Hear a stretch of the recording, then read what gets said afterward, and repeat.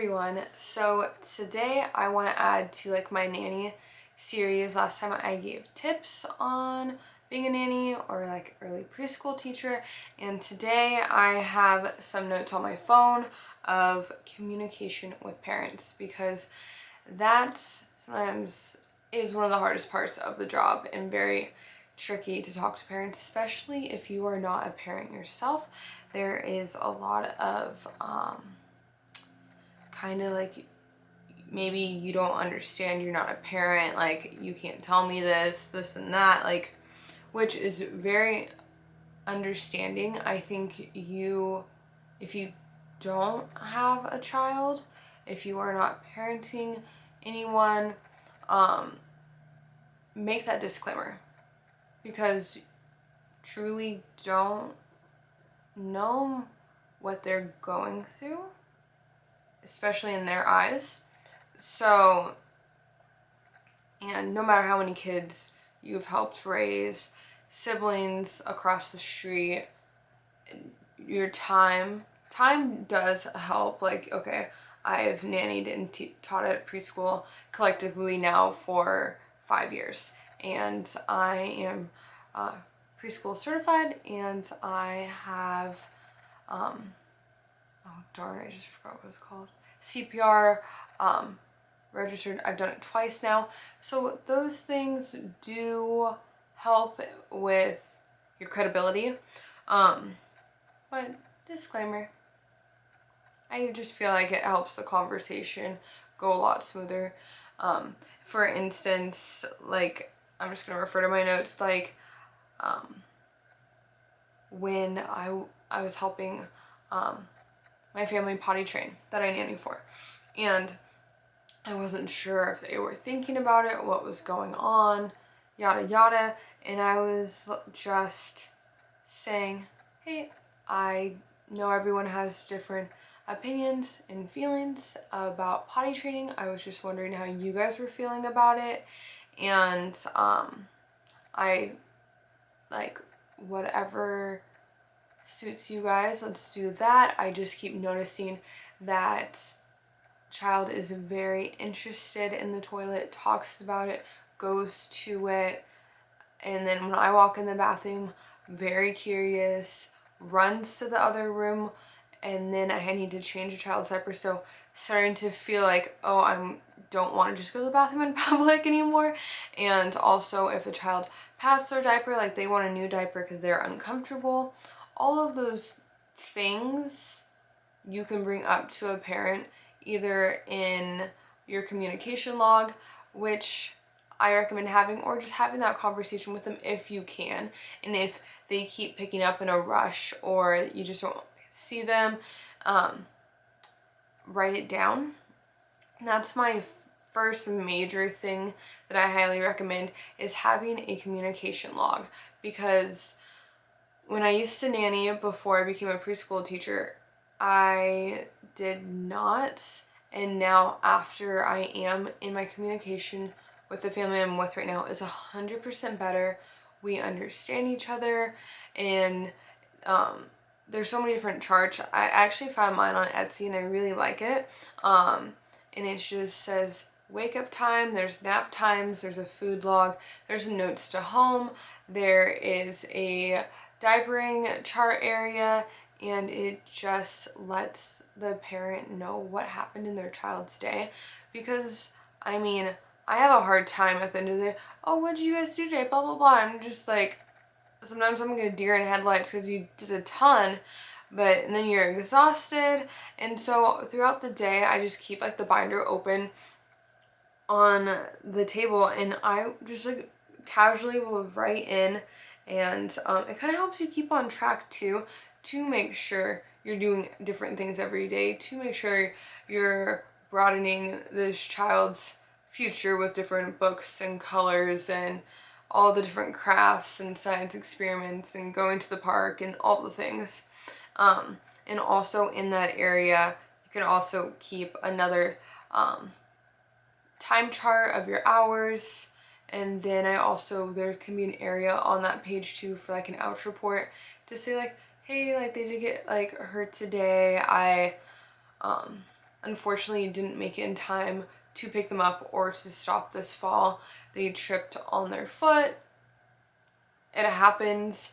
I find to just be straight up just like honest with the parents when their child gets hurt. I sometimes will just text right after and be like, hey, blah blah blah, trip today at the park, I'm so sorry this happened, totally okay, we're laughing and having a great time now, relaxing at home, again, sorry that I wasn't able to prevent it. And then usually it's a pretty like, okay, yeah, no, totally understand, very been like child's been like tripping over their feet lately or whatever, so just get it out there. It's better to, I think, just say it and then they come home and there's like a cut on the face when they wake the child up from nap time, or just like it's just one of those things. Just tell the parent as soon as you can, unless you just see them at the end of the day, then I guess they see it, but always do make sure when that kid gets picked up to go to that parent and communicate with them what happened. And then that kind of brings me into, if there's multiple kids, of them getting in trouble and talking to the parent about their kid in trouble, which is always very awkward, especially depending on the parent and how you vibe with the parent, their personality, their day, their kid's hitting people, or their kid got hit. Never use another child's name and never use a teacher's name. They can talk to your supervisor. Just always say child, friend, or teacher. Never say sub, because there's probably a handful of subs and they can go figure out who's who. Just really keep it very to the point and minimal, because you don't want that parent to go yell at that kid or to go yell at that kid's parents. I've seen some fights, not good, kind of scary, just don't know what to do. So if your kid is hitting someone or your kid got hit, you are sending your child to preschool. Like, that, it's gonna happen. Absolutely. Like, that should probably be in bold print on the top. Because it's just like 12 little kids trying to figure out life and communication, and more times than not, they're at home with maybe a couple other kids, or they're an only child. They don't have to share the toys. There's multiples of each toy. It's just a different environment, and they're learning how to be little people. So it's just gonna happen. If it's a serious problem and it's happening all the time, then maybe a transfer to class, maybe talk to the higher ups. But it's just one of those things that you should just not be shocked by or bit. There's just a lot, there's biting, not okay. I've been bit actually a few times. It's very painful. But it's just learning communications and having those talks like, hey, that's not okay to do it to our friends. Like, that really hurts. Like, you wouldn't want someone to bite you or someone to hit you. And sometimes some kids get it from the start, some it takes longer, but it's just a thing that happens. And to just tell the parents, your child got hit today by a friend. They did take the toy out of the friend's hand. Don't be taking other people's toys. I don't know. A child usually doesn't get hit unless there's a miscommunication or something is taken from another kid. So, I mean, just keep it very vague, very straight to the point, clean, honest. Fingers crossed you move on. If not, grab your supervisor. And also a contract for being a nanny. I believe I touched on this a little bit in my other video, but what to just kind of put in it that I think is really important is the hours of your work and when you should get paid, and how. and then what is expected of you, saying this is what I will be doing, and then what you expect of them. I expect you to respect me. I expect you not to yell at me. I expect you to be open-minded and hear me. And I expect the same from myself to you. To just keep open minds, your communication will be 100% better because you are in a relationship with these people. Like 110%, especially if you are a nanny, caregiver, assistant to the home. You spend more waking hours at their home than they might. And so and allow things to change monthly maybe. How can I do this better? Did you like that? Can I clean this for you during nap time? Would you like me to do a light vacuum? How else can I help you around the house? So you're not just sitting around at nap time doing nothing. Yes, you should, and you deserve your break. But just both be open-minded and hearing. I think instead of any passive aggressive or stuff that like builds up. And I ask the parents to both be just vocal. Write it down on a sticky note. Say like, hey, we noticed this isn't working, let's try this, thank you. I worked with a family where the husband and wife a couple years back would say, oh, my husband doesn't like when you unload the dishes that way.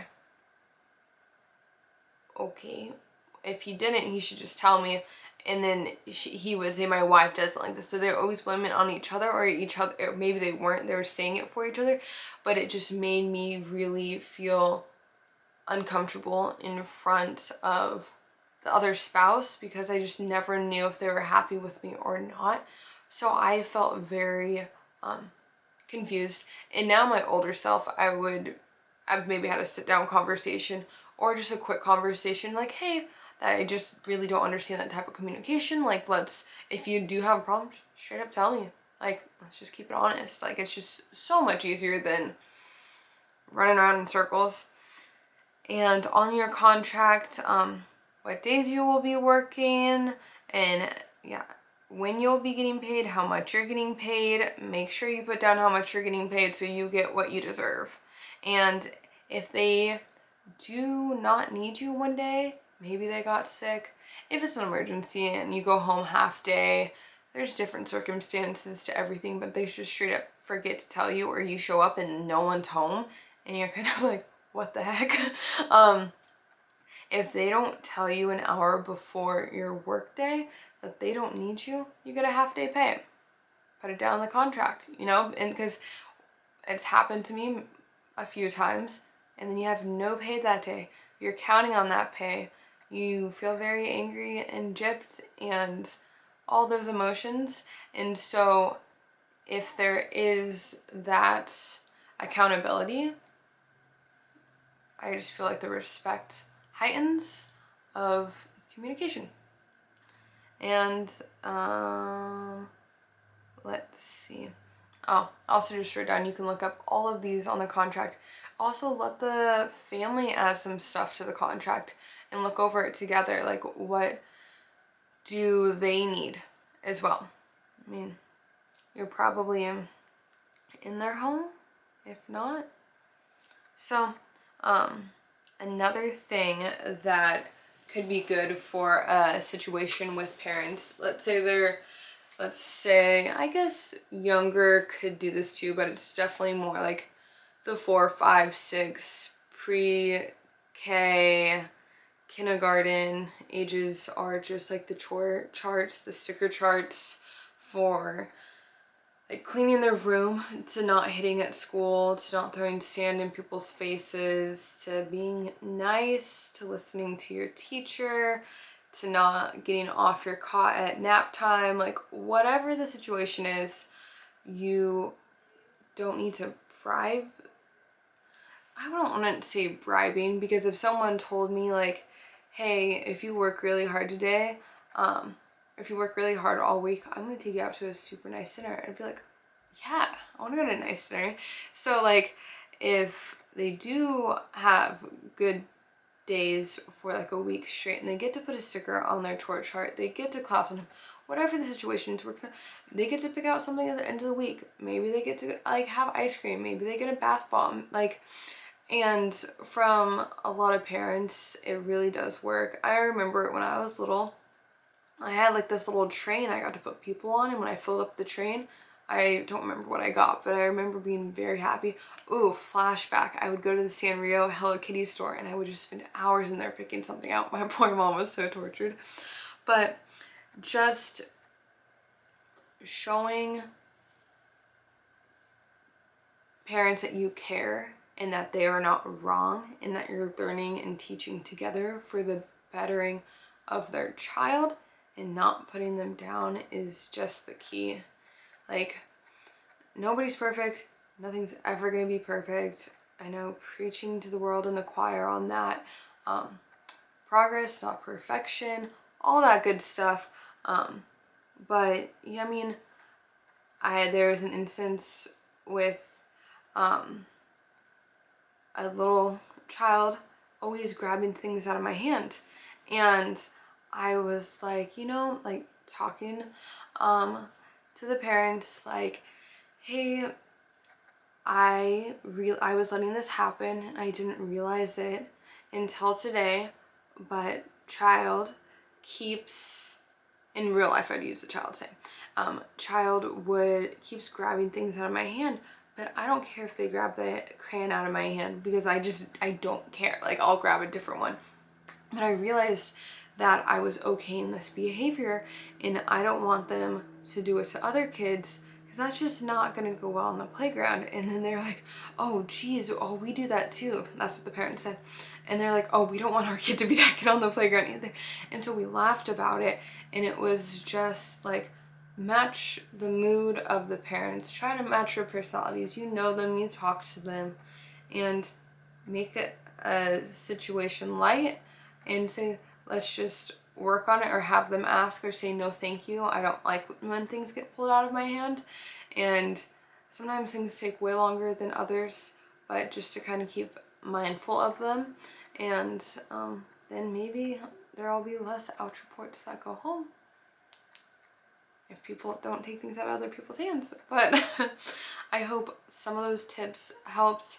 And yeah, just to really come at it from a very optimistic, kind approach. No blaming or saying you're in the wrong.